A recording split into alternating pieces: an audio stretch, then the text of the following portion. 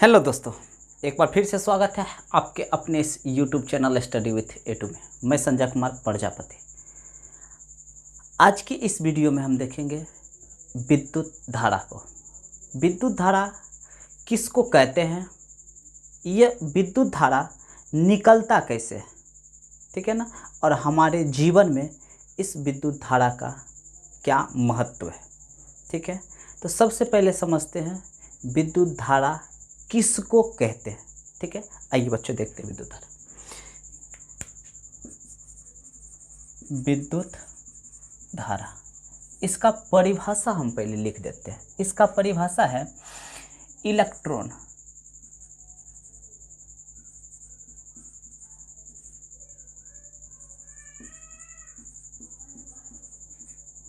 सतत प्रवाह को विद्युत धारा कहते हैं। ठीक है ना, इलेक्ट्रॉन के सतत प्रवाह को विद्युत धारा कहते हैं। ठीक है बच्चों, इलेक्ट्रॉन के सतत प्रवाह को हम विद्युत धारा कहते हैं। यानी इलेक्ट्रॉन के सतत मतलब होता है कि लगातार निकलते रहना। किसी से लगातार अगर इलेक्ट्रॉन निकल रहा है तो उसी प्रवाह को हम क्या कहेंगे, विद्युत धारा कहेंगे। बच्चों, आपको इसको समझने से पहले आपको किसी पदार्थ की प्रवृत्ति को समझना पड़ेगा। कहने का मतलब है बाबू, ध्यान से समझिए। मान लीजिए ये कोई पदार्थ है, इस पदार्थ में ये जो है आपका, ये है नाभिक। क्या है? नाभिक। ये है हमारा नाभिक। ठीक है, नाभिक। और ये है बाहरी कक्षा। ठीक है ना, तो बाबू आपको याद रखना पड़ेगा कि किसी भी पदार्थ के नाभिक में प्रोटॉन और न्यूट्रॉन होता है। क्या होता है? Proton plus neutron. ठीक है ना, जबकि बाहरी कक्षा में इलेक्ट्रॉन होता है। क्या होता है? इलेक्ट्रॉन।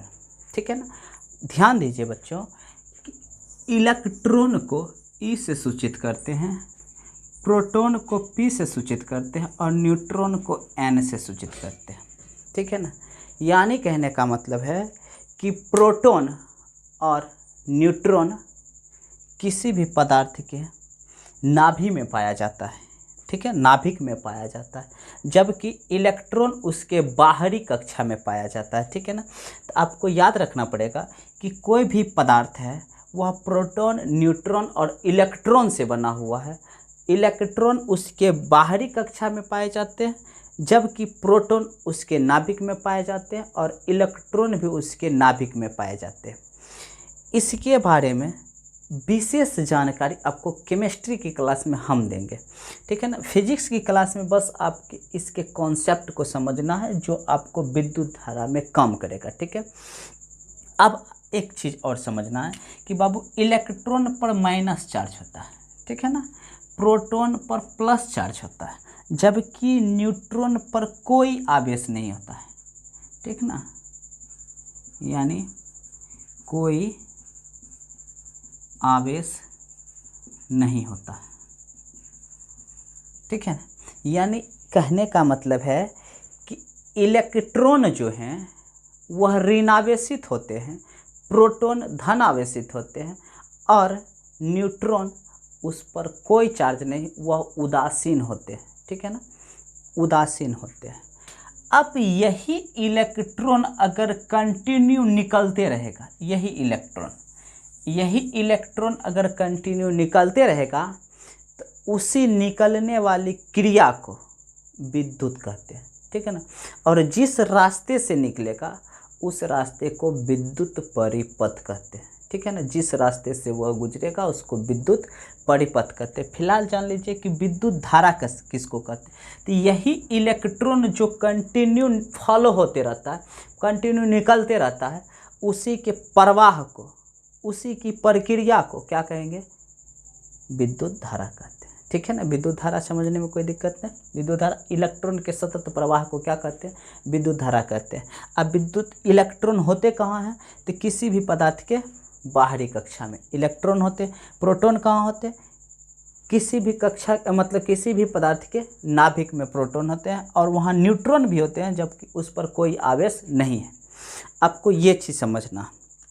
दूसरा कंसेप्ट इसी में आपको समझना है कि कोई पदार्थ धन आवेशित कब हो जाता है, कोई पदार्थ ऋण आवेशित कब हो जाता है और कोई पदार्थ उदासीन क्यों हो जाता है। इस चीज़ को समझिए पहले बच्चों। तो ध्यान से देखिए, हम आपको समझाते हैं ऋण आवेशित, धन आवेशित और उदासीन के बारे में, ठीक है ना। पहले ये चीज़ समझ जाइए। देखिए बाबू, आपको एक पदार्थ है, मान लीजिए यहाँ आपको दो पदार्थ से समझना पड़ेगा। मान लीजिए ये पदार्थ ए है और ये दूसरा पदार्थ बी है, ठीक है ना। इस पर आपको न्यूट्रॉन से कोई मतलब नहीं है, न्यूट्रॉन से कोई मतलब नहीं है क्योंकि न्यूट्रॉन पर कोई चार्ज नहीं होता। आपको मतलब है इलेक्ट्रॉन और प्रोटॉन से, यानी इधर लिखते हैं इलेक्ट्रॉन और प्रोटॉन से मतलब है, इलेक्ट्रॉन और प्रोटॉन से मतलब है, ठीक है ना। तो ध्यान दीजिए बच्चों कि यह पदार्थ है ए और यह बी है, जबकि इसके बाहर में इलेक्ट्रॉन और इसके बाहर में भी इलेक्ट्रॉन, इसके केंद्र में प्रोटॉन और इसके केंद्र में भी प्रोटॉन, केंद्र मतलब नाभि में। ध्यान से समझिए कि कोई वस्तु उदासीन कब होगा, ऋण आवेशित कब होगा और धन आवेशित कब होगा, ठीक है बच्चों। तो मान लीजिए इस पदार्थ पर माइनस चार्ज 2 है, ठीक है, और इस पदार्थ पर प्लस चार्ज 3 है, ठीक है। यानी कहने का मतलब है कि यह पदार्थ इस शर्त में आपको धनावेशित होगा, क्योंकि धनावेशित कब होगा तो हम 3 शर्त लिखते हैं। पहला है धनावेशित, दूसरा है ऋणावेशित,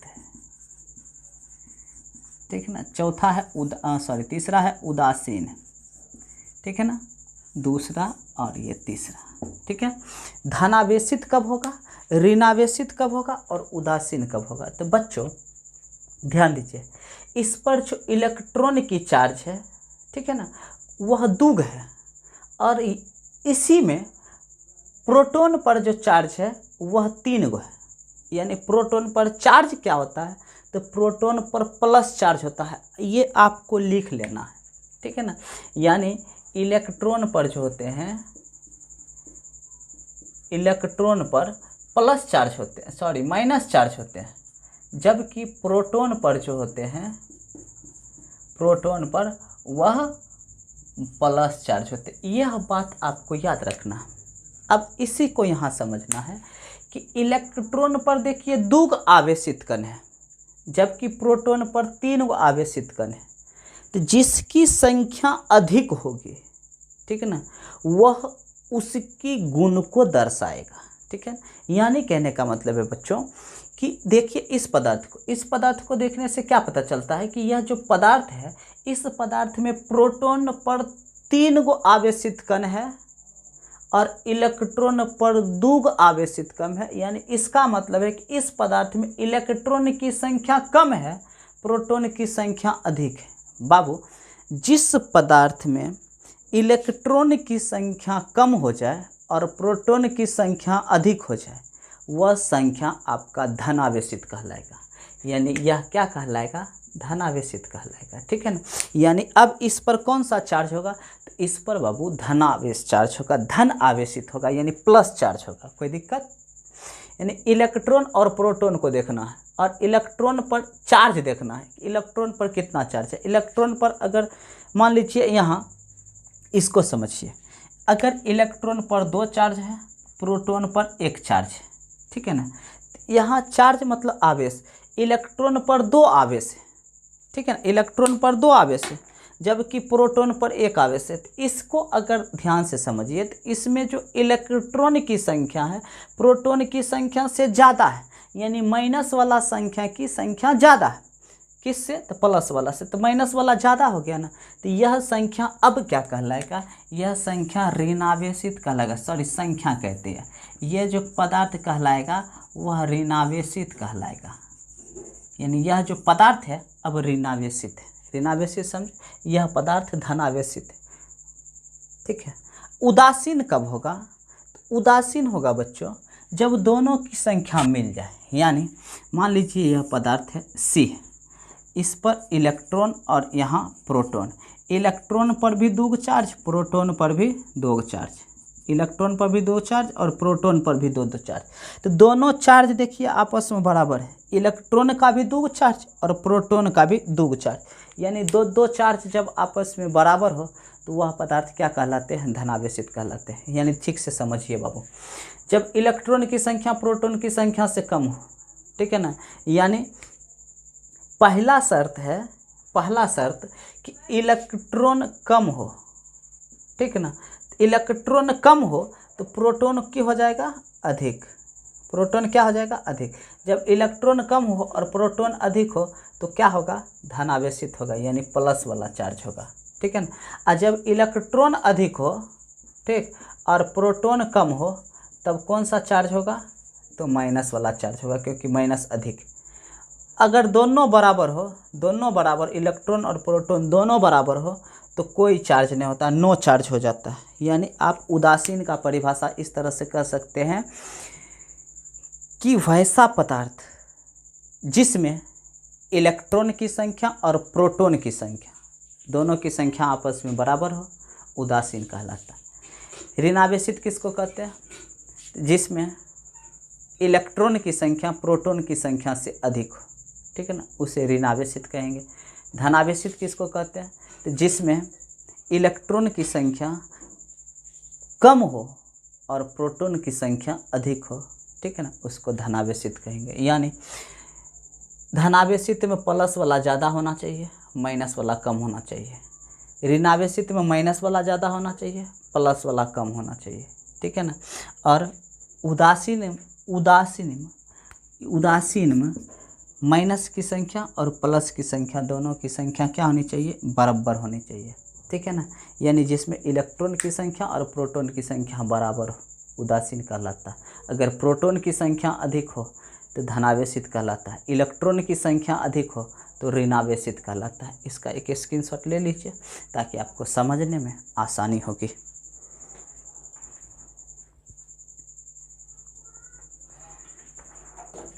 आइए बच्चों, अब देखते हैं कि कोई पदार्थ अपना आवेश खोएगा या अपना आवेश पाएगा तब क्या होगा। यानी कहने का मतलब है कि आपको 3 गो शर्त यहाँ दिख रहा है, पहला, दूसरा, तीसरा, यह तीनों शर्त। अगर ये अपना आवेश इसको देगा तो इस पर क्या प्रभाव पड़ेगा? अगर ये आवेश लेगा और ये देगा तो यानी दोनों पर प्रभाव पड़ेगा, लेने वाला पर भी और देने वाला को भी, दोनों को प्रभावित करेगा, ठीक है ना। बात समझ में आ रही है? तो ये चीज़ सीखिए कि जब कोई पदार्थ अपना आवेश किसी को देगा तो देने वाला पर क्या प्रभाव पड़ेगा और जो दे रहा है उसको क्या प्रभाव पड़ेगा। यानी आवेश का इसको कहते हैं स्थानांतरण। आवेश अपना स्थान अगर परिवर्तन करेगा तो क्या हो सकता है, ध्यान से समझिए बाबू। इलेक्ट्रॉन मतलब माइनस, प्रोटॉन मतलब प्लस, जबकि न्यूट्रॉन का यहाँ कोई ज़रूरत, कोई आवश्यकता नहीं है। न्यूट्रॉन बस समझिए कि न्यूट्रॉन मतलब उस पर कोई आवेश नहीं है, ठीक है ना। अब आपको समझाते हैं कि बाबू जब कोई इलेक्ट्रॉन अपना खोएगा या जब कोई अपना प्रोटॉन खोएगा कहने का मतलब है किसी को देगा। यानी समझिए कि यह मान लीजिए एक पदार्थ है प्लस चार्ज वाला और ये माइनस चार्ज वाला। अब सवाल है बाबू, ध्यान से समझिए हम क्या कह रहे हैं। हमारा कहने का मतलब है कि यह अगर पदार्थ, ठीक है ना, यह माइनस वाला यह प्लस वाला, ये अभी ऋणावेशित है, इसको ध्यान से समझिए। यह पदार्थ अभी ऋणावेशित है, पता चल रहा है। यह पदार्थ जो है अभी ऋणावेशित है, क्यों? क्योंकि इलेक्ट्रॉन की संख्या प्रोटॉन से अधिक है। यहाँ 2 चार्ज है, यहाँ 1 चार्ज है। बात समझ रहे? ध्यान से समझिए। अगर यह अपना ये किसी को इलेक्ट्रॉन देगा, ठीक है ना, ये अपना इलेक्ट्रॉन किसी पदार्थ को देगा, मान लीजिए इस पदार्थ को दे रहा है, ठीक है ना, इस पदार्थ को दे रहा है, ठीक है ना। तो यानी जब ये अपना इलेक्ट्रॉन देगा, ठीक, ध्यान से समझिए, इलेक्ट्रॉन देने पर क्या होगा, आप इसको ध्यान से समझ सकते हैं, बढ़िया से समझ सकते हैं। इलेक्ट्रॉन जब इसको देगा, यहाँ इलेक्ट्रॉन है और यहाँ प्रोटॉन है, किसी पदार्थ को दे रहा है। तो बाबू जब किसी पदार्थ को अपना इलेक्ट्रॉन देगा तो वह जो होगा देने वाला वह पॉजिटिव हो जाएगा। इस बात को आपको याद रखना, वह प्लस आ जाएगा, धनावेशित होगा। यानी इलेक्ट्रॉन त्यागने पर, जब कोई पदार्थ अपना इलेक्ट्रॉन त्याग करता है तो वह क्या बन जाता है, खुद तो धनावेशित बन जाता है, खुद धनी बन जाता है जब किसी को कोई देगा, ठीक है ना। ये चीज़ आप बढ़िया से समझिए।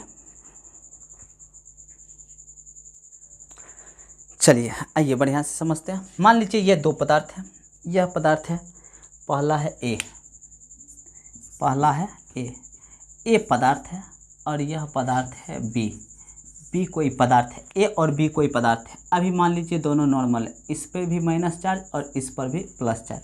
अभी बताइए यह दोनों, यह अभी क्या है, तो यह अभी उदासीन है। उदासीन से आप समझिए, बढ़िया से समझ में आ जाएगी।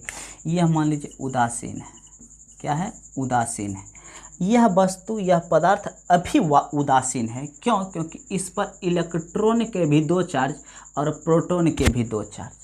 अब सवाल है कि यह अपना इलेक्ट्रॉन, एक इलेक्ट्रॉन इसको दे देता है, ठीक है ना, इसको दे देता है, परित्याग करता है, ठीक है ना, इसको एक इलेक्ट्रॉन अपना दे देता है।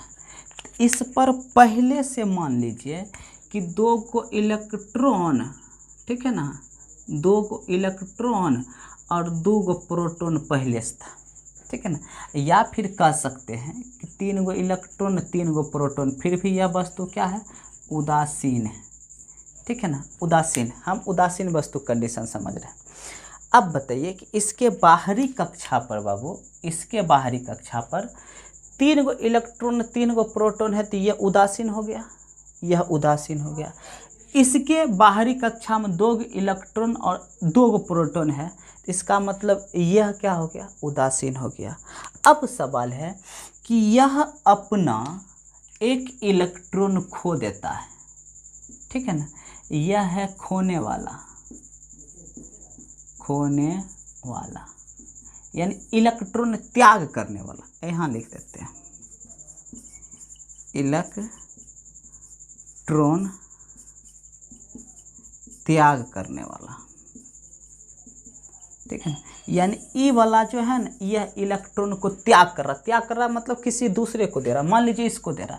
तो अब जब ये इलेक्ट्रॉन इसको देगा तो अब इसकी संख्या एगो बढ़ जाएगी, एक संख्या क्या हो जाएगी, बढ़ जाएगी, और इसकी एक संख्या घट जाएगी। तो अब जब घटा तो इस पर एक इलेक्ट्रॉन बचा, लेकिन इस पर एक इलेक्ट्रॉन तो बढ़ गया। अब बताइए क्या होगा, तो होगा यूँ कि जो त्याग करने वाला पदार्थ था उस पर अब एक गो इलेक्ट्रॉन और दो गो प्रोटॉन, अब तो ये उदासीन हो गया, सॉरी ये तो अब ऋणावेशित हो गया। तो यह अब क्या बन जाता है, ऋणावेशित हो जाता है, ठीक है ना। और जो इलेक्ट्रॉन ग्रहण किया, ठीक है ना, जो इलेक्ट्रॉन ग्रहण किया यानी लिया है, वह अब क्या हो गया, तो ई भी अब ऋणावेशित हो गया।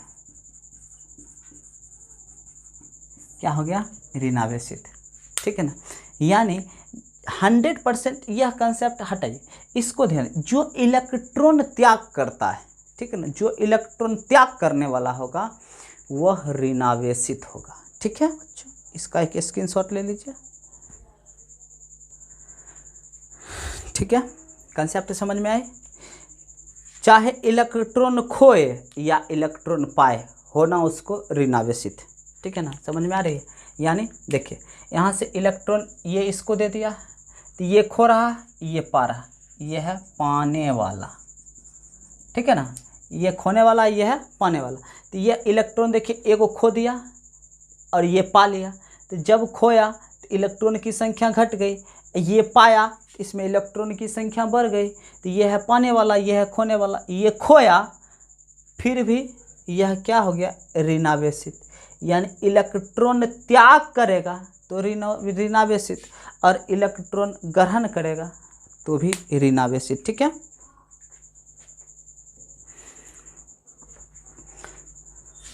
सॉरी बच्चों, यहाँ धनावेशित हमको लिखना था, क्या होगा, धनावेशित,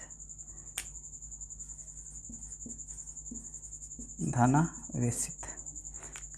ठीक है, ध्यान से फिर से एक बार समझ लीजिए, इलेक्ट्रॉन को जो खोएगा, देखिए यहाँ एक केवल इलेक्ट्रॉन, यहाँ 2 प्रोटॉन हो गया तो यह हो गया धनावेशित, और जो इलेक्ट्रॉन पाने वाला होगा वह ऋणावेशित। ठीक है, जो इलेक्ट्रॉन अपना त्याग करेगा वह प्लस हो जाएगा, और जिसको देगा वह माइनस हो जाएगा, क्योंकि त्याग किसको कर रहा है, तो माइनस वाला को त्याग कर रहा है। बात समझ में आई। मान लीजिए हम किसी को अपना इलेक्ट्रॉन दे रहे हैं, तो हम पहला नंबर क्या हो जाएंगे, हम हो जाएंगे प्लस में, क्योंकि हम अपना त्याग कर रहे हैं।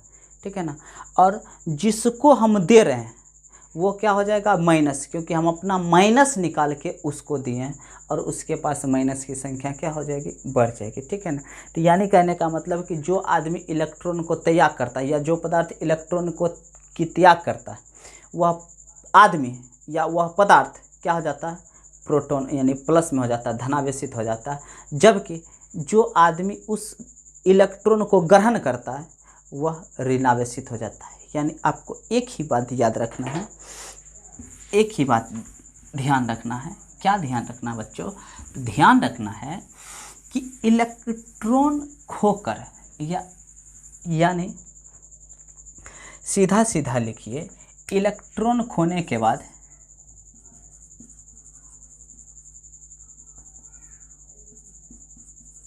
इलेक्ट्रॉन त्याग करने पर पदार्थ क्या होगा, धनावेशित,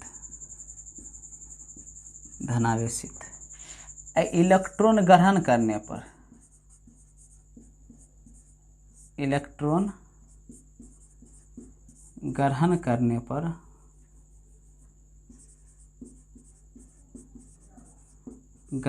पर क्या हो जाता है, ऋणावेशित। ठीक है, अच्छा, इसी के अपोजिट अगर हम बात करें, इसी के अपोजिट, तो ये हम लेन देन किसका कर रहे थे, तो ये हम लेन देन कर रहे थे इलेक्ट्रॉन का। ठीक है ना, जिसको इलेक्ट्रॉन देंगे वह ऋणावेशित हो जाएगा, और जो देगा वह धनावेशित होगा। बच्चों, अगर इसी को प्रोटॉन का लेन देन करें, किसका लेन देन करें, प्रोटॉन का आपस में एक्सचेंज करते हैं। ठीक है ना, तब कॉन्सेप्ट समझिए, इसी के जस्ट अपोजिट कॉन्सेप्ट हो जाएगा। क्या हो जाएगा, तो मान लीजिए ये कोई पदार्थ है और ये कोई पदार्थ है। ठीक है ना, इस पर मान लीजिए यह अभी उदासीन है, इस पर इलेक्ट्रॉन का भी चार्ज 2 गो, मान लीजिए इलेक्ट्रॉन की चार्ज 2 गो और प्रोटॉन का चार्ज 2 गो, उदासीन है। इसमें भी इलेक्ट्रॉन की चार्ज 2 गो और प्रोटॉन का चार्ज 2 गो, दोनों अभी बराबर है और दोनों उदासीन है। अब सवाल है कि यह अपना प्रोटॉन इसको देगा, इसको यानी प्लस दे रहा है, इसका प्लस चार्ज एक क्या हो जाएगा, बढ़ जाएगा। ठीक है ना, इसका प्लस चार्ज एक बढ़ जाएगा और इसका प्लस चार्ज एक घट जाएगा। ठीक है ना, इसका प्लस चार्ज एक घट जाएगा, तो अब प्लस चार्ज घटेगा तो एक प्लस बचेगा।